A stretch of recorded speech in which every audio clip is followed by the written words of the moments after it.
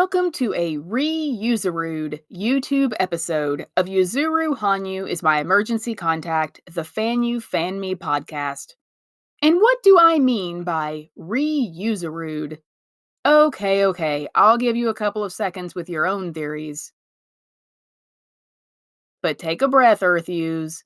What I mean is that sometimes an episode becomes newly relevant and deserves to get taken out of storage, have a few sparkles added, and be put back on display. Just look at these Re-Yuzuru-ed episodes as the Origin 2.0 costume in a Maison Kose display case, with a few extra Swarovski crystals that weren't there originally. Hopefully, just like Yuzu's other past costumes, you'll find they still fit. In this episode, I glance back at Fantasy on Ice 2022 as we wait to see what professional athlete Hanyu Yuzuru is going to bring us during Fantasy on Ice 2023. If Yuzu's 4 minutes of Stars on Ice was a preview, we're going to need to hold on tight to our black lace sleeves and fuzzy wuzzle hoods. I got nostalgic and revisited the Fantasy on Ice Shizuoka post, Yuzu is trying to tell us something. And wow! Did it feel like I'd had a Fanyu premonition? Sometimes my theories can turn out to be really, really wrong. Remember that time I said it was obvious Yuzu dedicated an unbelievable, yet probably very standard for him, amount of time to perfecting every moment of his Blinding Lights performance? Let me correct you. You still nailed it, Yuzu. Seriously, nailed it. But you still shouldn't have been expected to do that. Just saying. And in the case of my thoughts following Fantasy on Ice Shizuoka, I came pretty darn close to nailing it too. But of course not as epically as Yuzu did with Blinding Lights. The fact is, during Shizuoka, I think we all sensed something was coming. Especially by the time Esmeralda started dancing. So, omedetou gozaimasu to every other Fanyu who felt the Hanyu shift on the horizon. That's why, in anticipation of Fantasy on Ice, the Pro Yuzu Era, I have Re-Yuzuru-ed that Shizuoka YouTube episode, an episode which encapsulates a time in the Fanyu universe when we didn't know what in the heck was going to happen, good or bad.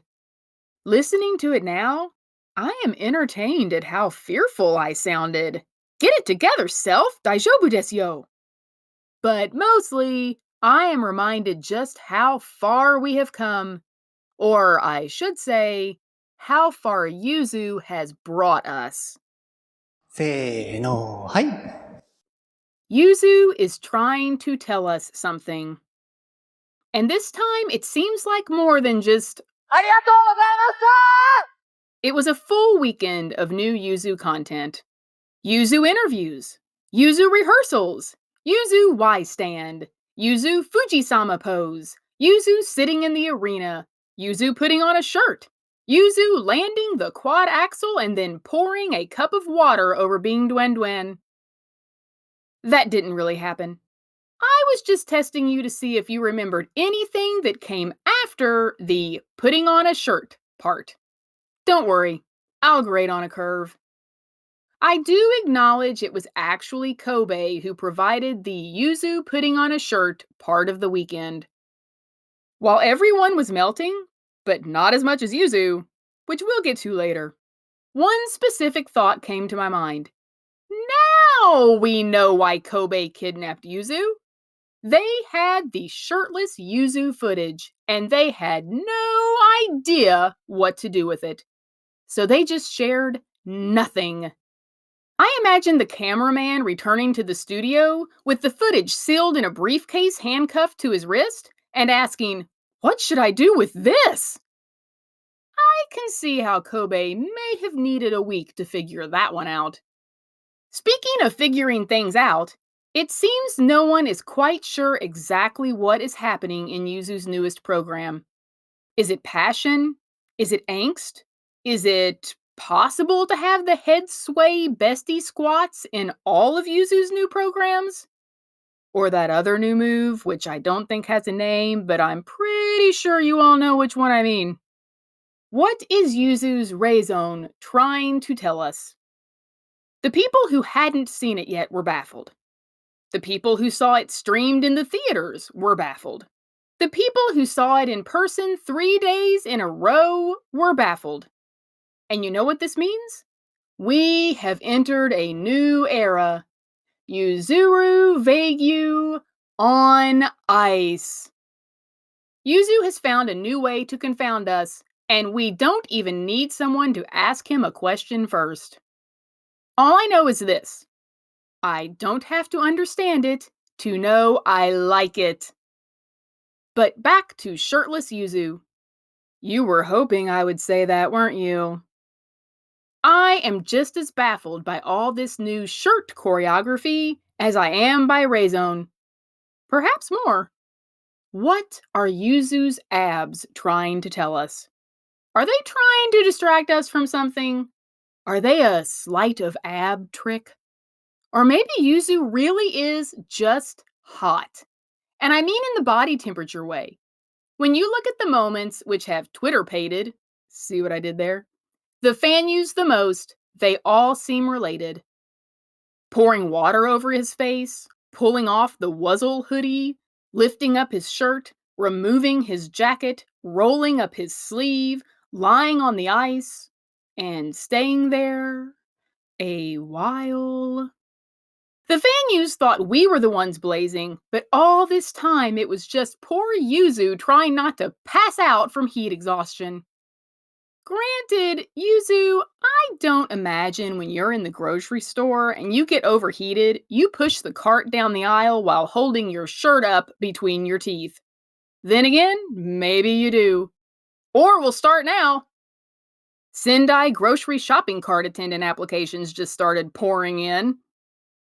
During intermission, the stream I was watching played Yuzu programs from previous years. Hana ni Nare, Masquerade, Rondo, Seimei, the list went on, and with the start of each new video, I would let out a little gasp of joy. Can I watch any of these programs on YouTube anytime I want? Yes. But the love and excitement I felt watching each of his programs reminded me, Yuzu has been giving us fantasies on ice for years, and not just in the summers, and often without pulling up his shirt. But now we are adrift. For the first time, we have no idea what Yuzu is going to do next. For the past 4 years, we weren't certain Yuzu would compete in the Beijing Winter Olympics, but I think we had a modicum of suspicion that, given the quad-axel trajectory, it seemed a natural marker on Yuzu's GOAT timeline. But ever since Beijing, we don't know what Yuzu is thinking. Fantasy on Ice had granted us a momentary reprieve from the What's Next Yuzu game. I tried to blissfully enjoy Fantasy on Ice without worries of what is to come, to bask in current Yuzu. But with every Yuzu interview, jump, and not jump, mysterious choreography, or side glance, I found myself asking, what does that mean, Yuzu? Or, to reference the iconic Yuzu moment from the 2015 Grand Prix final, why are you crying? Are you overwhelmed because you're happy? Because you're tired? Because you're retiring? Because you're not retiring and now you have to battle the new ISU nonsense? Because you didn't really find your lost bracelet in Makahari? And during the entire Notre Dame de Paris encore, I wondered, is this it, Yuzu? Is this your final statement? What are you trying to tell us? Ironically, if Yuzu were to actually answer, he would probably say, I like to skate? I feel like I'm waiting for Yuzu to pull the pin out of the Future of Yuzu grenade. Good or bad? When I went to sleep following day 3 of Shizuoka, after watching the replays multiple times, I wondered, what will we wake up to tomorrow? Plans to compete? A retirement announcement? an injury update, but it was none of these things. Instead, it was Yuzu in a hat. And I found myself letting out a sigh of relief. Things are back to normal. At least for a few more days. During those days, we will enjoy all of the gifts we were given from all of the Fantasy on Ice cities. Yes, even you, Kobe. But we will also continue to think, because Yuzu has given us so much to think about, and in the most beautiful language on ice. So Yuzu, you go rest somewhere with a powerful air conditioner, and do what you need to do. We will climb up to the last seat in the arena and sit patiently and quietly, giving you the space you need, until you're ready to tell us what's next. 完成です。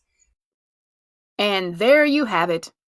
Was anyone else amused when you heard me say we will enjoy all of the gifts we were given? For a brief moment, even I started to wonder if I'm secretly Yuzu. But I'm not.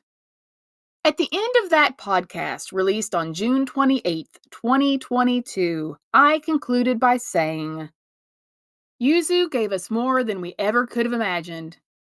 And now, we wait for whatever will happen to happen. But I don't think even our incredibly imaginative imaginations could have imagined everything that happened next. The only person capable of that was Yuzu, who exactly 3 weeks later pulled the pin on the future of Yuzuru-ed with his statement of determination and started us on the most explosively beautiful, creative, soul-filling Fanyu journey. Now we prepare ourselves again to bask in current Yuzu, all the while wondering what is coming next. But of all the things Yuzu deserves after this past year, the thing he deserves the most is our trust. He has proven he will take care of us. Which means we can watch this season of Fantasy on Ice not with fear, but with glorious anticipation of what is coming next. And next. And next. Because whatever it is, it will be completely for us. Completely from Yuzu. I'm sure of it. And now he can tell us himself on YouTube and Twitter. But don't hold your breath for Instagram. Until next time, say it with me, Yuzuru Hanyu. The FanyuFanme podcast is a Back to the Forest production. Back to the forest?